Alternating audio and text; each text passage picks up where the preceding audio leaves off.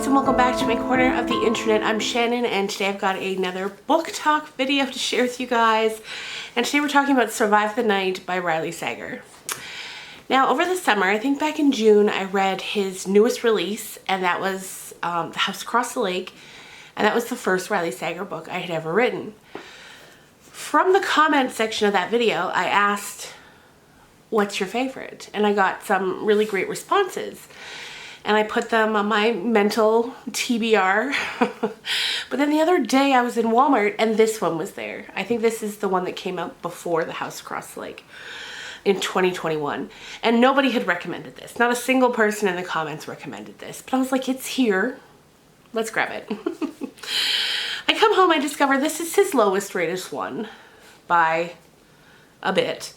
It goes this one at the bottom, and then The House Across the Lake. So at this point I have read his worst rated books. So I look forward to reading the higher rated ones.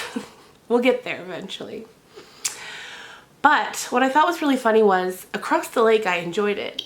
It was insane. Don't get me wrong. It was crazy.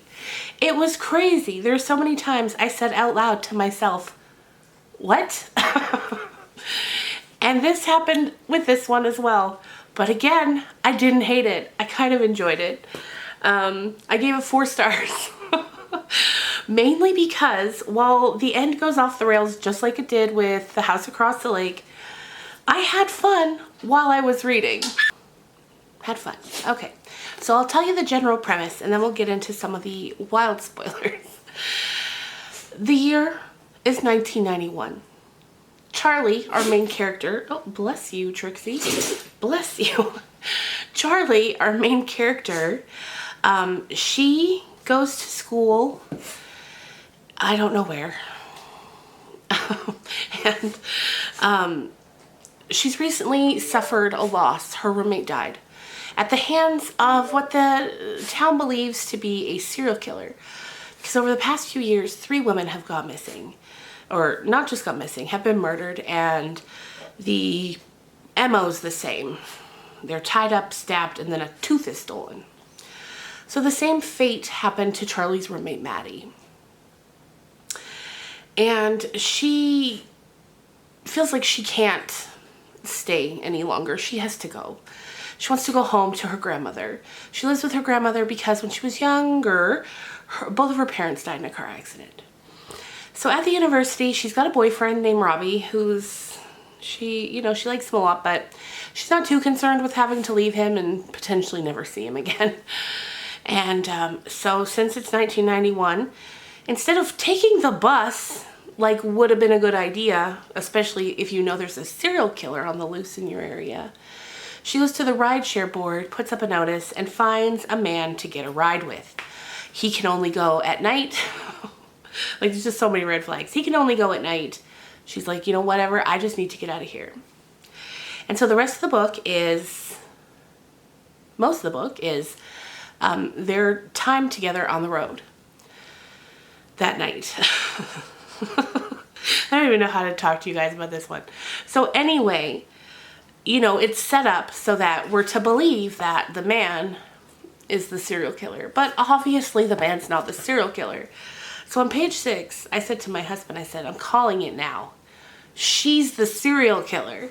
Because we learn early on that she has this mental condition where she gets lost in her mind sometimes, in movies in her mind. And sometimes she has trouble differentiating between reality and these movies in her mind. It's not really explained any more than that. But I'm like, okay, she goes into her mind movie, kills people, and doesn't even know it. That was my prediction. I was wrong, by the way, just so you know. That's not a spoiler. I was wrong. So yeah, so the rest of the book is her trying to travel home to her grandma with this man who she thinks is probably the campus serial killer. So we're going to get into spoilers now. So if you don't want spoilers, now's the time to click away. But if you don't mind, let's get on into it and I can share with you just how crazy this got. You gone? Everyone gone? Okay. All right, so it's not Josh / Jake, because as they're driving along, at one point, his wallet falls off the dash. Like, why is the wallet on the dash? But it falls off the dash into her lap, and it opens up, and she sees his driver's license, but his name's not Josh like he told her, it's Jake. So that's suspicious, and then there's just suspicious thing after suspicious thing. But like, we know it's not him. So anyway, I don't even, so, okay. The sun's now, of course, it's been cloudy, rainy all morning. Now the sun's decided to come out. But, so it turns out that Josh is not the killer. He is, instead, is a bounty hunter who's been hired to bring her to this woman who turns out to be her roommate's grandma. And her roommate's grandma is very upset with her in particular because Charlie was the last person to see Maddie alive that night. They were out at the bar. Charlie was like, I gotta go home. I got work to do. Maddie was like, you're a bad friend. Please stay with me. And Charlie's like, no. I'm leaving. You can come with me or you can stay. I don't care. And as Charlie's leaving, she sees Maddie talking to a man. The man who presumably went on to kill her. But Maddie had retreated into her movie mind place, and she can't remember who she saw. So the grandma's real mad about this. She's like, listen, you could think harder and remember who it was. I know you could. And you know what? I'm gonna torture it out of you if I have to. And you're like, what? Huh? So then she calls, so before she finds out about the granny being insane, she calls her boyfriend, Robbie, and they've had a code where it's like, I can't remember what the code was, but they had a code that if she called and said this to him, it meant she was in trouble. So she says it. He's like, okay, I'm coming. So he ends up showing up while she's incapacitated by this grandma, but he's quiet, and then he follows the grandma where the grandma's taking him. In the meantime, the guy who was the driver, at some point, once the grandma takes her to this secondary location, which is like this abandoned hotel or something, Josh gets shot. The place is on fire. Like, so much happened in such a short amount of time that I'm just like, okay, Josh got shot, the grandma's injured, the hotel's on fire, Robbie ends up getting shot, but at the last minute, he's like, let's go. And she's like, well, what about Josh? He's hurt. And Robbie's like, well, I'm hurt, bitch. We gotta go. So they get in his car. Now, she has handcuffs in her pocket. Keep that in mind. That's gonna come in. Because she found them in Josh's car, in the trunk at one point. So she's pocketed them.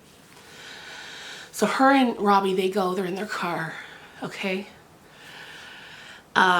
She's driving for the first time since her parents died because Robbie's injured. She gets in the car. She sees a jewelry box that looks like it maybe would be the right size to hold an engagement ring. And even though at the beginning of this night, she was ready to never see this guy again, she wasn't too broken up about it. Now she's like, maybe I should marry him if he asks. And she opens the box. And he's like, don't open it. No, Charlie, no. But it's too late. She's already opened it.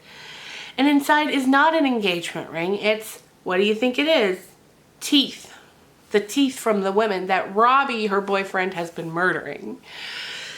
So she's like, oh no. So she drives the car over, they're on a bridge or something. She drives it over the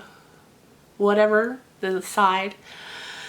They're going down because at first she's like, if I can't kill you, I'll kill us both. I don't care if it'll stop you. She goes into the water. He's like, no. So anyway, she's trying to get out. He's elbowing her in the face, whole thing. She's like, the handcuffs. She takes him, snaps it on him, snaps it on like the steering wheel. He's like, no, let me go. But she's like, even if I wanted to, I can't. I don't have the keys. So she manages to get out the window. He dies. See what I mean? It went off the rails. So then she goes to the hospital to visit the grandma, who's alive somehow. And she's like, oh, I forgot a detail, sorry. But before she left Robbie, she took one of his teeth. She goes to the grandma, she's like, here you go. The score has been settled. Justice has prevailed. Here's a tooth. So she's like, great. So they leave kind of on a truce, although Charlie hadn't really done anything wrong. So I don't know why there's like this settling the score. There was no score that needed to be settled. Charlie didn't do anything wrong in terms of the grandma. Anyway, so then she goes to the next hospital room and she visits Josh, who's like, take my car, go visit your grandma, come back, and then maybe we can go out on a date. You know, the guy who kidnapped her to bring her to someone who was going to torture and possibly kill her. And she's like, you know what? Let's do it. But then there's a scene after that where we go and we realize that Charlie, it's years later now, she works in Hollywood at the like Motion Picture Archive Association or something like that. And she's in a screening for a movie. And it turns out that the movie was the book we just read. We read the script, which I kind of thought because each chapter would start like internal, Volvo, nighttime or whatever. And I just thought it was kind of tossed on there because she's obsessed with movies. So it was a cute little wink to like movies, but no. We've been reading a script this whole time for the movie. And so she's talking to us like internally about what she liked about the movie. And she's like, you know, a lot of details were changed. It actually happened in the springtime. But of course to us in the book, it happened in the wintertime.